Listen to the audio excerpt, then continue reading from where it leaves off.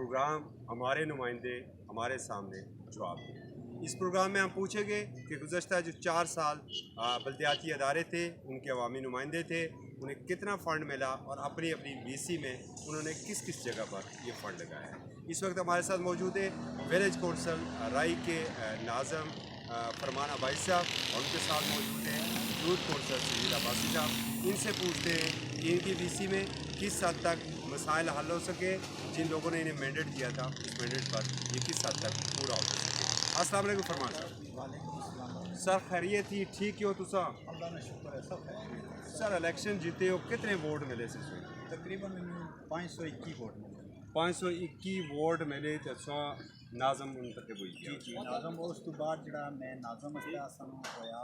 उस में असां भला मुकाबला होए हैं, क्योंकि सारा चैलेंज होया सी इंतखाबात आगे इस विच असां एक टीम वर्क सी, उस विच असां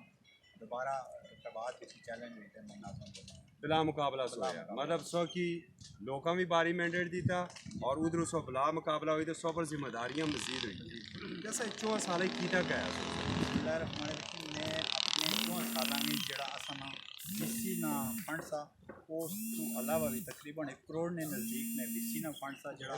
अल्हम्दुलिल्लाह के जी असनी आखिरी इसी को भी मैं अपने बीसी विच लाई 1 करोड़ ना फंड तो सच्चाई गिंदा 4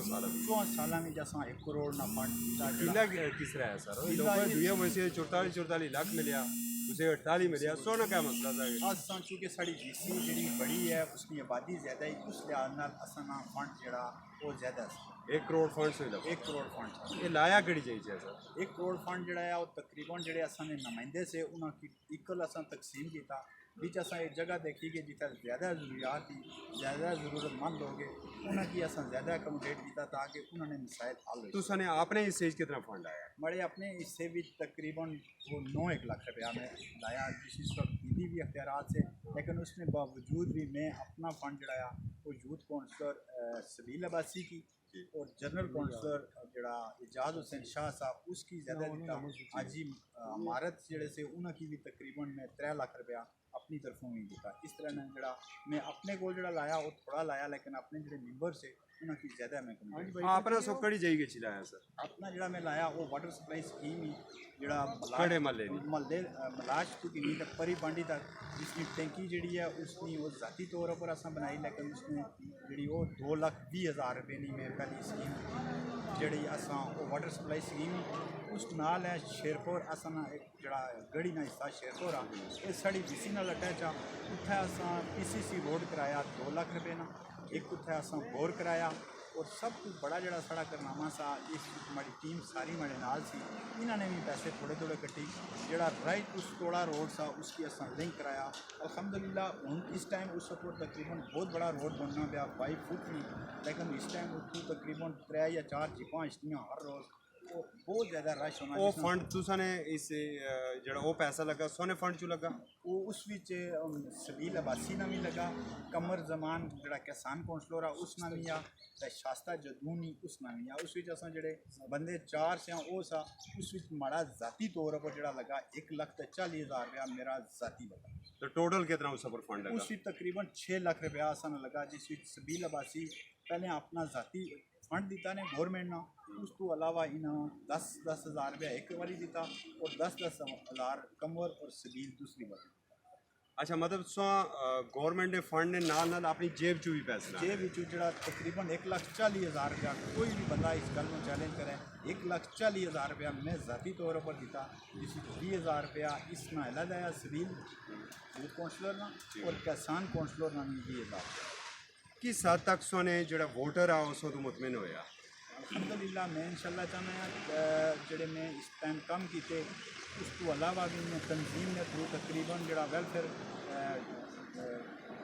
ट्रस्ट आ उसके थ्रू मैं तकरीबन 80 जड़ी है मैं वाटर सप्लाई स्कीम ने जड़े पाइप और मोटरां कीतियाँ। इस तो अलावा 200 ने करीब लड़कियां हैं जिन्होंने शादी हुई उसका की मैं जड़ा वो 20,000 ना असां जेज फंड देने रहे हैं माशाल्लाह। अच्छा इस समय दौरान एक तंजीम आई, बंदे आए लोरे ने मकाम पर जिन्हें कि मैं नाल खड़ी कल अपने हाई स्कूल विच क्योंकि मरकज़ जड़ा लोरा आया नगरी या फल आया, लेकिन उन्होंने बंदे की मैं नाल खड़ी तो 35 लाख रुपये ना मैं ਲੈਬਾਰਟਰੀ बनाई जिस विच कंप्यूटर लगे हर चीज़ को 2 बच्चियां साड़ियां उस नौकरी भी करनी है। माशाल्लाह मतलब तुसा ना सिर्फ जड़े ज़रूरतमंद बच्चियां सी उन्होंने शादी वास्ते मदद की थी, वाटर सप्लाई स्कीम दी थी, बल्कि स्कूलों वास्ते भी काम किया। अगर सोना क्या अगर दोबारा सोगी पब्लिक मौका देने की क्या कर सकते? सब पर इसलिए है कि अगर पब्लिक और हमारी जी अपनी जाती टीम ही इन मशवरे नाल असां करसां साड़ा ताल्लुक जड़ा है मुस्लिम लीग नून नाला उस नाल असां बहुत बड़ा ग्रुप आ हुण क्योंकि जनरल इलेक्शन नहीं हुए उसके दौरान भी साड़ा क्योंकि जड़ा ग्रां आ साड़ी बीसी है बहुत बड़ी है साढ़े 4 पोलिंग स्टेशन है जिस साढ़े जो मध्य मुकाबल से अपने ही लोग से बड़ा उन्होंने जोर था बड़े उन्होंने पैसे खर्च किए लेकिन उसके बावजूद ही पोलिंग स्टेशन जोड़े है वो अस जिते एक पोलिंग स्टेशन जोड़े सबका नाजम से इजहार अबासी साहब उन्होंने जितया उस तो अलावा बाकी जो पोलिंग स्टेशन है वो अस जिते और अस अपना जाती पोलिंग स्टेशन जोड़ा आ वो 155 वोट लीड में जितया। वेरी गुड मतलब तुसा काम ते बेहद कराए जेड़े सो दावे किए 1 करोड़ सोनी BC की फंड लब्बा 80 वाटर सप्लाई स्कीमां दित्तियां 200 बच्चे की शादी और कंप्यूटर लैब इसी कोई भी चैलेंज करी सकना बेशक मैं आना कोई बंदा जड़ा ये मैं सिर्फ अपने ग्रां ही ना गल करना मैं लोरे भी वाटर सप्लाई स्कीम ने पाइप भी दिते और मोटर भी दी लोरे भी मैं लड़कियों की पैसे दिते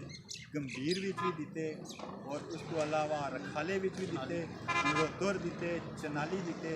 नूरपुर दिते गढ़ी ने मकामों पर दिते कोई बंदा भी इस गल की चैलेंज करे तो जी सजा वो तजवीज़ करनी की। गुड सबील भाई साहब